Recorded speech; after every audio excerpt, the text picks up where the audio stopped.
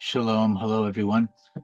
I want to make a difficult message regarding our prosecution, the Israeli government's prosecution of the war in Gaza. I believe that there are hundreds of fatalities on our side that are unnecessary. And it pains me to speak about this because it will be seen by some as being divisive. And yet I care more about the lives that are being lost unnecessarily and will be lost unnecessarily unless we change course in how we prosecute this war. As an example, the tunnel system has been left intact. Israel has recently, in the last 2 days, and this is August 19th, and so for 8 months, the Israeli government has left all those tunnel systems intact. And only now they're talking about some of the tunnels and showing images of the tunnels that they are destroying, even though they have complained that there is a honeycomb network of tunnel systems, and that's why it's difficult to prosecute the war. And so what could have been done differently to save the hundreds of unnecessary fatalities on our side, and that is to fill those tunnels with desalinated water from the sea. And that could easily be done right now. We can slowly fill those tunnels, and everyone under those tunnels, inside those tunnels, will slowly come up, including hostages, including Sinwar, and all the combatants. And it'll be much easier to prosecute this war, to end this war, and to save lives on both sides by filling those tunnels and forcing the battle above ground. And even if we miss which hole Sinwar comes out of, it won't matter because he won't have a tunnel system to hide under. And so that's assuming that they don't even know where Sinwar is. And I'm very sad to report that I don't believe that that's true.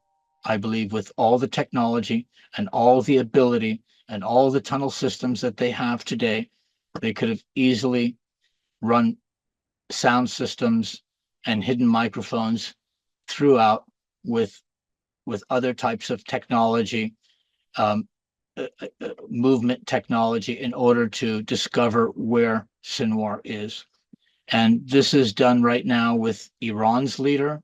I mean, we can all see Iran's leader, along with his entire parliament, chanting death to Israel, death to America. Do we really believe that Israel doesn't know where he is in the parliament building when they have these chants?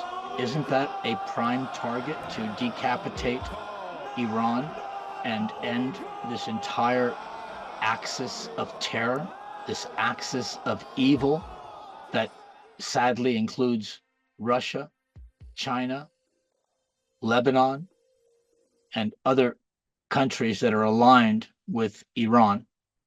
And so by cutting off the head of the snake, then all of these other countries will be freed from wanting to see Israel destroyed or at least minimized because of their financial interests. And so that is what's going on. We have China and Russia with growing financial interests, and we have Israel protecting the Ayatollah by not bombing a legitimate target, which is that parliament building with all of the leaders chanting death to America. And that is the precise time when that bomb should fall, when they are chanting death to America, so that when the video is recovered and all the criticism goes against Israel, the whole world will see that they were chanting death to America when the bomb fell.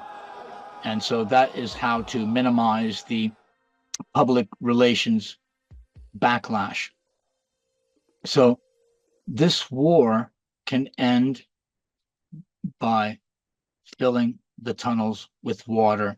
There are other methods, of course, but that is the most simplest, and that's the one I want you to focus on.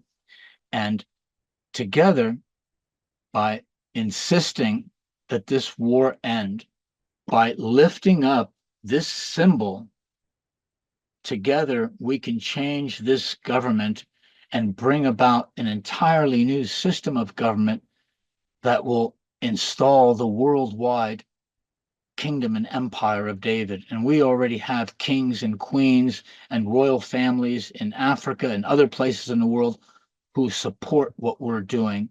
They see that we are in a worldwide empire. We call it Bavel here in Israel. And that's what it is. It's Bavel, it's Babylon.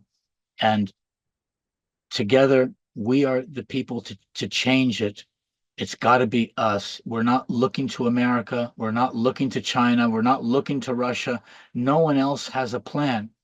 We have to do it from the people upward, from Israel, from Jerusalem. Thank you.